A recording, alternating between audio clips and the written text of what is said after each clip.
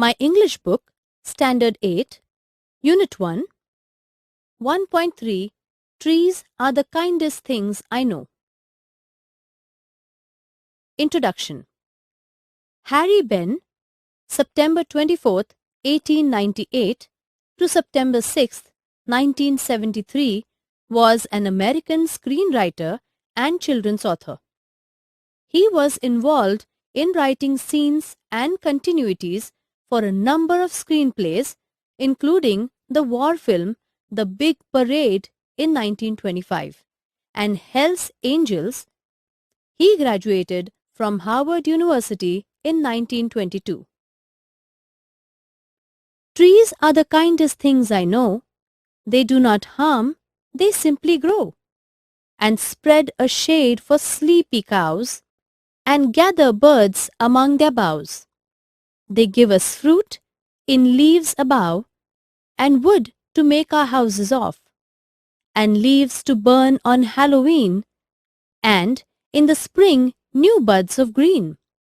They are the first when day is begun to touch the beams of morning sun. They are the last to hold the light when evening changes into night.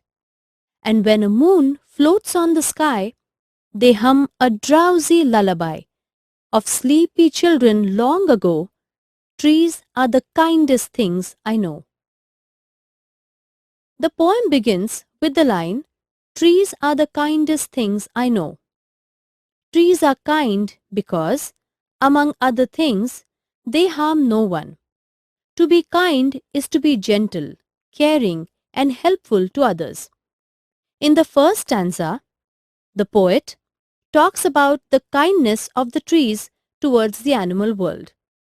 They provide shade to the sleepy cows and provide a place for the birds to gather and to build their nest as well among their branches. In the second stanza, the poet talks about the trees' kindness to human beings.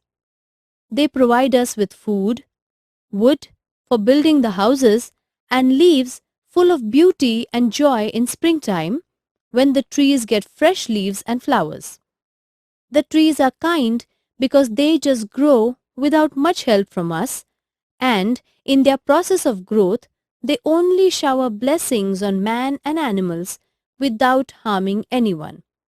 The images of sleeping cows and birds among their bough evokes an extremely pleasant, simple, and peaceful landscape. The first two stanzas create an image of peaceful and harmonious world, and at the center of the world are the trees which provide many things but demand very little or nothing from us. This atmosphere of peace and tranquility is carried over to the stanzas 3 and 4. The third stanza talks about the loftiness of the trees. The trees, being tall, are the first ones to catch the morning beams of the sun as it rises over the horizon.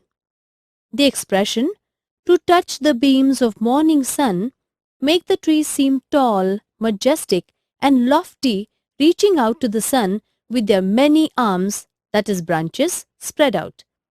And they are also the last to hold the light before night sets in. It seems as if the trees, in a generous gesture, bring in and hold the life, giving sunlight for the world's benefit.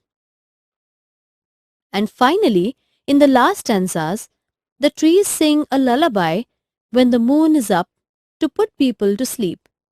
The trees look very benign in the stanza. After the day's work, when people are tired and sleepy, the trees, like an old loving grandmother, sings them a lullaby of sleepy children long ago. This lullaby is the rustling of leaves in a gentle breeze. It reminds people of sleepy children, or in other words, of uncorrupted, pure and simple life.